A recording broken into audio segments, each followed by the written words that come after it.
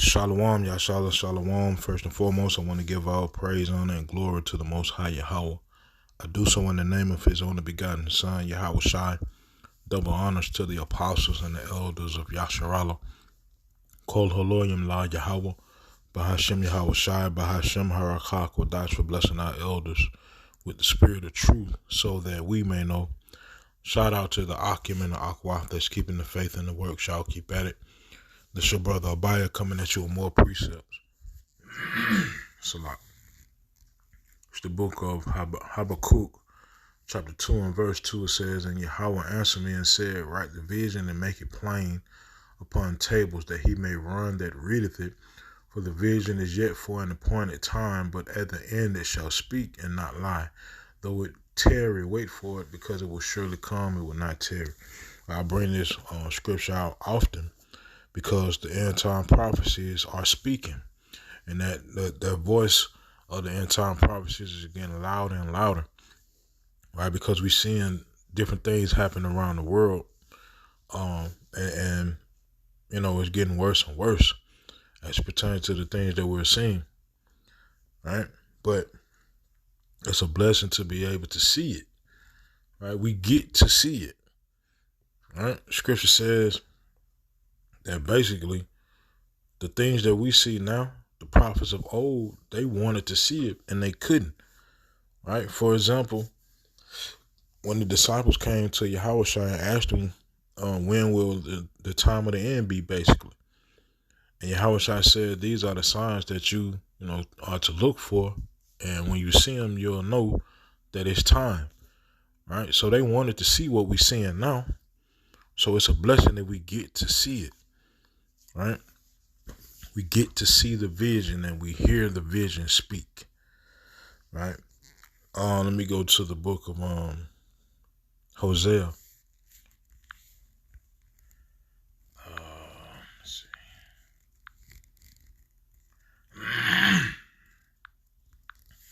Hosea chapter 4 and verse 6. My people are destroyed for lack of knowledge. Because thou hast rejected knowledge, I will also reject thee, that thou shalt be no priest to me, seeing thou hast forgotten the law of thy power, I will also forget thy children. Right? The majority of the Most High's people, they don't care nothing about knowledge. They don't care nothing about seeing the prophecies. They don't care anything about Yahweh Bashim Yahweh Shai. Right? I know I bring that point out quite often, but I bring it out because that's who we deal with every day. The majority, we are surrounded by the majority of the Most High's people, right? So these are things that we deal with on a constant, right? That's why it's a blessing to get to be able to see the word and find that comfort in the word, find the comfort in the situations that we have to deal with, right? And understand that we're dealing with it now for a reason, right? I brought this point out before. It's nothing but a spiritual exercise to get our spiritual man strong, or get that spirit man strong, because we two beings. We spirits with bodies. We're not bodies with spirits. Meaning with the body, the carnal, the carnality of us is not the forefront. It's not what's pushed in front of us. The spirit man is the man we need to be more concerned about, right? So our suffering brings about, spiritual strength, brings about knowledge and wisdom, because that's what we run to. We run to the knowledge and wisdom of Yahweh Bashim Yahweh Shai. In essence, we run to salvation, right? Endure to the end and be saved. Fight the good fight. Run the good race. That's what we are doing, right? And we get to do it. We get to be involved in the race. We get to be involved in the fight, right? Let me go to the book of Matthew.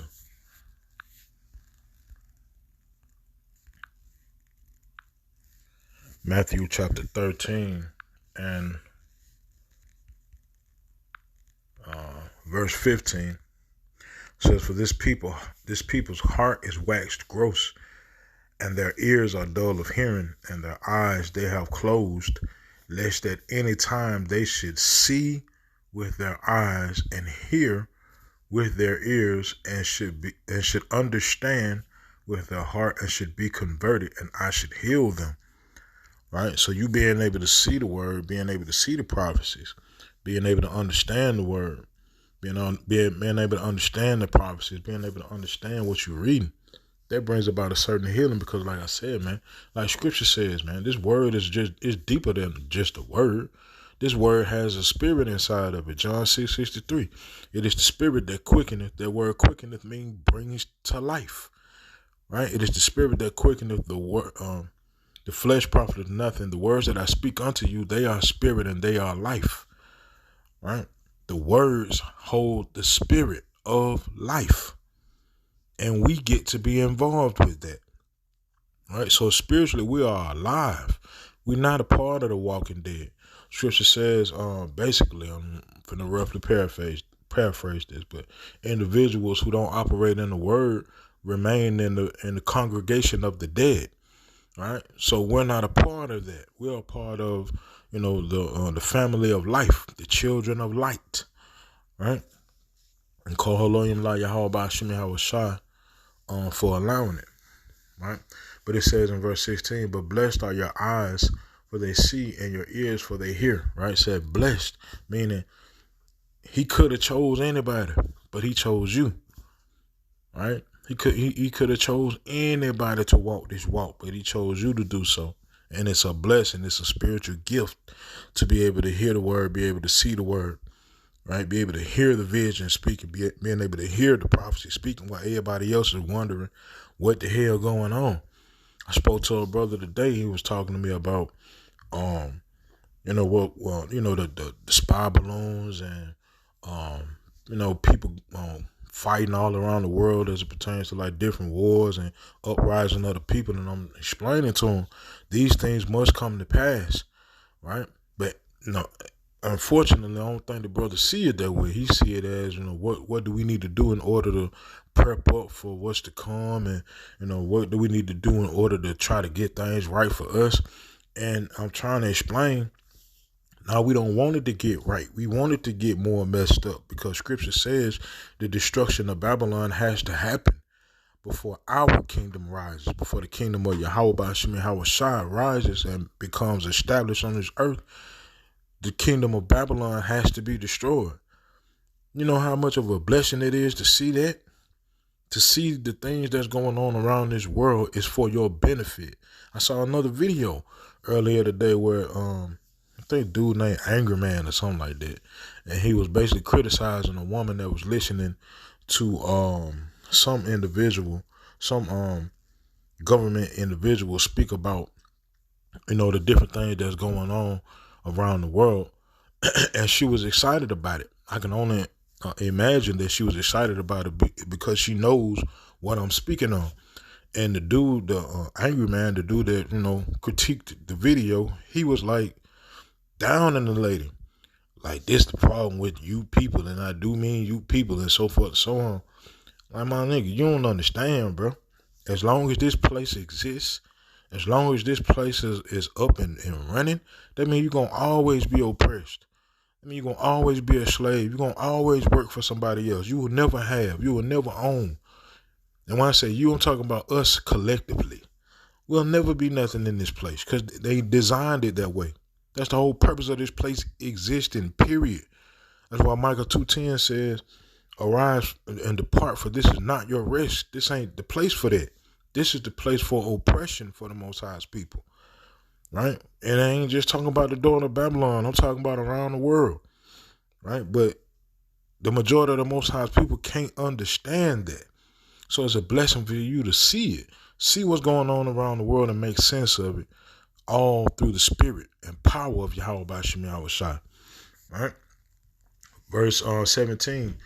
It says, for verily I say unto you that many prophets and righteous men have desired to see those things which ye see, right, and have not seen them, and to hear those things which ye hear and have not heard them. Right? So many of the prophets of old, like I was speaking earlier, so many of the prophets of old wanted the prophecies to come to pass at that time. But blessed are we because we seen it. We in that time. Right? We literally seeing the fall of Babylon, man. So it's a blessing to be able to see that, man. It's a blessing to be able to hear the vision and speak clearly and loud, you know? Slot 1 second.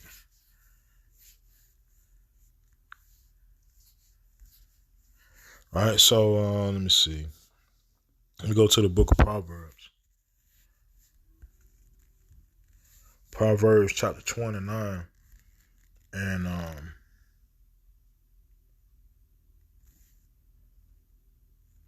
verse 18. It says, "Where there is no vision, the people perish, but he that keepeth the law, happy is he." Right? If you can't see the word, like we read in Hosea 4:6, my people are destroyed for a lack of knowledge. If you can't see the vision, you can't see the word, then how can you follow it? How can you get excited when you see these end time prophecies happening? You rooting for the evil team, not understanding that you rooting for the evil team, because it just seems like you rooting for your place of being, where you stay and where you live and where you have lived for the past however many hundred years, right? And of course, when I say you, I ain't talking about an individual, but I'm talking about as a people, right? I don't know one person that have lived on this earth a couple hundred years, right? But where there is no vision, the people perish, right? My people are destroyed for a lack of knowledge, because you don't want to see. Ultimately, you are being led to destruction, right? Because you're not following righteousness that leads to life. You're not following the spirit that's in the word that quickeneth. You will remain in the congregation of the dead, right? Let me go to matter of fact, let me go to verse 12. "If a ruler hearken to lies, all his servants are wicked." Did you catch that, man? If a ruler hearken to lies, all his servants are wicked. So if you're not following the truth, if you're not following the true gospel of Yahweh Ba'Shem Yahweh Shai, and you following any other individual, no matter how sweet it may sound, or how kind it may sound, or how peaceful it may sound, guess what? It ain't, right? Because you following lies. And if you are following lies, scripture just said you are wicked, right? That's why you can't understand why we root for this place to fall. That's why you wanted to get better. You on the side of the same people that snatched your ass off your makeshift homeland. Right? I say makeshift because we not really from West Africa. We from Yasharallah. We just made our way to West Africa, fleeing persecution. Right? But you worshiping and following and rooting for the individuals that took you from that place, took everything from you, took your name, took your culture, took your spiritual life, took everything, took your language, took everything from you, and gave you everything falsified. And you still following that falsified doctrine, falsified mindset to this day. And you can't understand, man, why they keep talking about, they talking negative about this place and won't understand it, man. Don't they know you can go vote and we got freed? And your mind is gone, right? You are a follower and a servant of lies. Therefore, by default, you are the wicked, right? Let me go to the book of Isaiah. Isaiah chapter 9 and verse 16 says, "For the leaders of this people cause them to err, and they that are led of them are destroyed." Right? Straight like that, man. So like I said, man, it's a blessing for the Most High to choose you to get to follow him, to get to see his word, to get to hear his word, to get to understand his word, to get to hear the vision speak. Because if not, man, you in a bad place, man. Then scripture tells us it's going to get worse and worse for the Most High's people, whether you in the truth or not. It's going to get bad. It's just going to get way worse for individuals who are not trying to follow Yahweh Bashim Yahushua with all truth and sincerity, right, to the best of their ability. It's going to get bad for you, man. They call Jacob's trouble. It's going to get bad, right? It's already bad. As you see, it just continually get worse depending on how the economy stands, depending on how society stands. We always get the butt end of it. I don't care how nice you try to play to society, it don't see you the same way, right? And the Most High gonna let you know that firsthand because you forgot that, because we've been quote unquote emancipated, and we have quote unquote civil rights. Hell out of here, man. Let me go to the book of John, and I'll close out with this. John chapter 15 and verse 16 says, "Ye have not chosen me, but I have chosen you and ordained you that you should go and bring forth fruit, and that your fruit should remain, that whatsoever ye shall ask of the Father in my name, he may give it you." Right? It's a blessing, bro, for the Most High to choose you. Said many are called, but few are chosen. It's a blessing to be chosen, to hear his word, to understand the vision, to hear the vision speak. And guess what we praying for, all of us, every day? Guess what we praying for? The fall of Babylon. The Most High answers prayers, bro. I ain't telling you what I think. I'm telling you what I know. Right? So it's only a matter of time before the daughter of Babylon is destroyed, and 2/3 of the Most High's people are destroyed right along with it. Right? Revelation 18:4. "Come out of her," and I heard a voice saying, "Come out of her, my people, that ye be not partakers of her sins. Right? And receive not of her plagues." You want to be down with this place so bad, whether you are the realest nigga or whether you are upstanding black citizen, right? Whether you are whatever it is you claim to be, you so-called blacks, so-called Hispanics, so-called Native Americans, all the so-called Negro descent, and all our brethren around the world.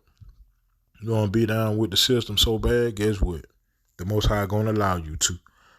And he going to allow you to partake of everything that's attached to the system, judgment-wise, right?